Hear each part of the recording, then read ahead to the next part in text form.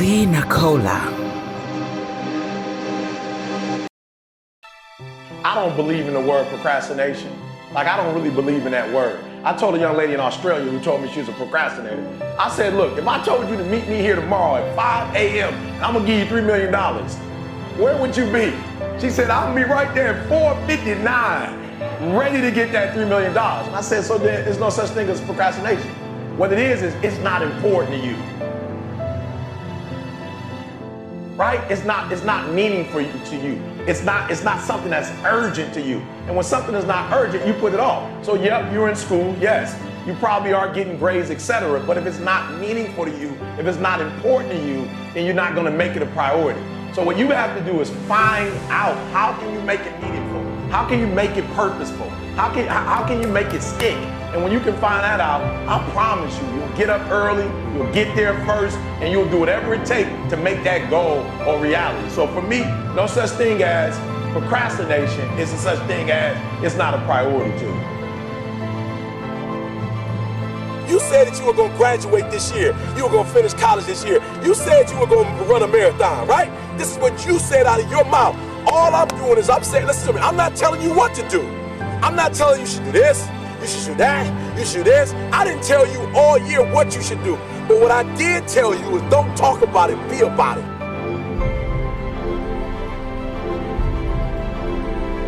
You should be tired, all right? You should be tired of talking about it, and you should be at a place where you're doing something about it, all right? The reason why you have not become successful, the reason why you are not like a locomotive, the reason why you're not having success in your life is because every single day you got an excuse. And I need you to do me a favor. I made my last excuse yesterday. My last reason. I came up with my last reason yesterday of why I can't do what I'm supposed to do. And so I need you to do me a huge favor.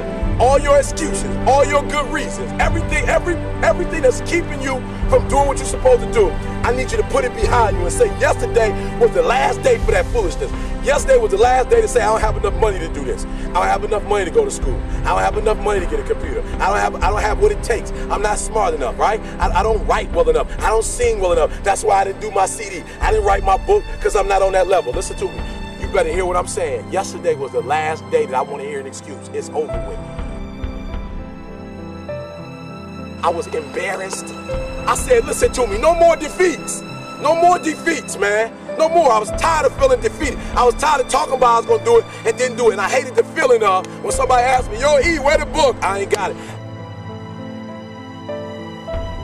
I was tired of getting beat. I was tired of defeat. I said, I'm going to get it done. Every time you set this big goal, you never get it accomplished because you never break it up in manageable pieces. This is it. I'm talking about procrastinators. You still have time. Don't quit. Don't give up. You still have time. You can do it. You can make it happen, but you can't do it procrastinating. You can't do it talking about it, all right? So I just want to go back and recap because I want to make sure you hear what I'm saying.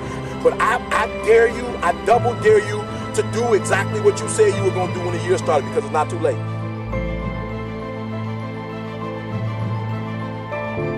I'm gonna say it again. I'm gonna hurt somebody. I'm gonna hurt somebody.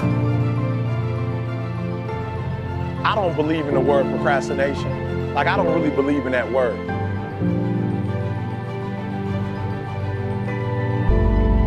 She said, I'll be right there at 4:59, ready to get that $3 million. And I said, so then there's no such thing as procrastination. What it is it's not important to you, right? It's not meaningful to you.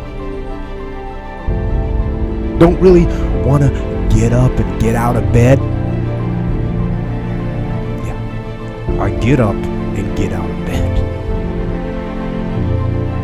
I don't really want to work out. I work out.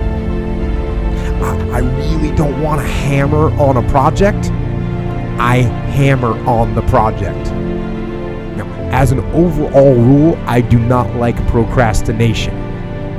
You need to get things done.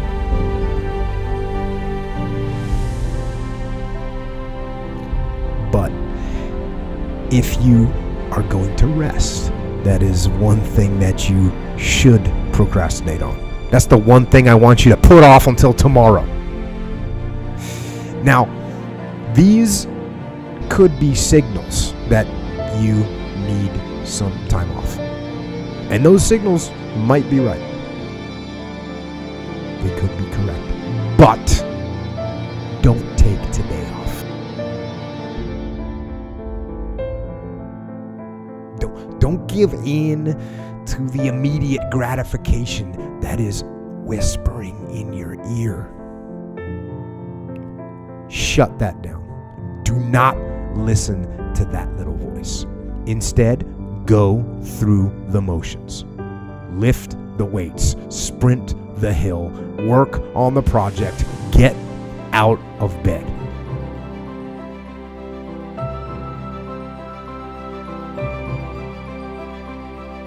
We're always wondering what the next step in life is. And I say life's a little bit like a maze, until you walk down one hallway and try to open the door. You don't know if it's a dead end or not. And people are trying to sit back, and that's where the procrastination comes in, and look real far down the hallway. And I'm like, just walk. Small and steady wins the race. What's the fastest way to change your life? For me, I think it's understanding how to set up daily routines with alternating brain and body training and killing procrastination. The little win with your family when you feel like watching TV sets you up for another win the next day. A little win of getting up at 5 o'clock and running your morning routine sets you up for a habit of a 5 a.m. club morning routine. Small daily improvements over time will lead you to stunning results. It comes down to this, Elvis. I think you have to work hard. Like, just so everybody knows, we haven't gotten into this subject yet. Working hard is the cost of entry to anything. You know 0 people that are successful that don't work their face off. You know 0 people. Now, they may have money because mommy and daddy made money and gave it to them. But people that actually built their own success, you know 0 people that have had success that did not put in obnoxious amounts of work. What's the most important key to success? I think it's hunger. It's not getting satisfied. A hunger that doesn't go, a hunger to learn, a hunger to grow, a hunger to serve, a hunger to give, a hunger to create breakthroughs. Most people are hungry until they make a certain amount of money and then they get comfortable. And there's nothing wrong with that, but it's not about the money. It's not about the business. It's about your growth. Because every one of us either grows or dies. People ask me all the time, what does it take to be happy? I say one word, progress. Progress equals happiness, because achieving a goal feels good for how long? A week, a month, 3 months, and then there needs to be something else. And the reason for something else is because you gotta grow. Imagine a conversation with your future self. In that, let's imagine that the you of 20 years from now shows up at your doorstep, and that you is stronger, smarter, wiser, wealthier, healthier, happier. And that you shows up at your door, and it looks at your life, and it looks you in the eye. If that future you was going to give you advice on what to stop, what to start, what's the first thing they would tell you to be or do? Take a step back right now and think about who we all admire in the world, right? They're all people that punted the system.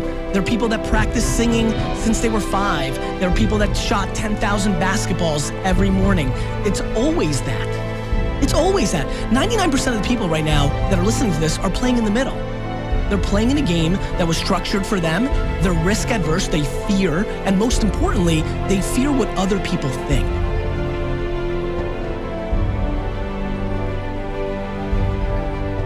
Look, I believe that we're all born with lots of goodness in us, but life throws curveballs. Life, the ambition of being alive helps us dream. And if you've been given a dream, don't discount that because you're not good enough yet. Develop yourself, weaponize yourself, teach yourself to be so good at something that is necessary to serve in the area of your dream that now you're never even thinking about your comfort zones. Your comfort zone is irrelevant. What matters is, what are you trying to do with your life? How are you trying to contribute? One thing that discipline definitely does help you with is it helps you get things done. And when you get things done, when you actually do things, you have more success. If you have more success, and sometimes a big part of success is just not being lazy and just doing it. Yeah. That's like 90% of it is just showing up. Get there and start working. Like, you're not gonna feel perfect every day. It's pretty much the same with everybody that actually gets good at something. There's gotta be those days you push through. And they're probably gonna be more numerous than the days you don't. And so the benefit of discipline in my eyes has always been that through discipline, I get things done.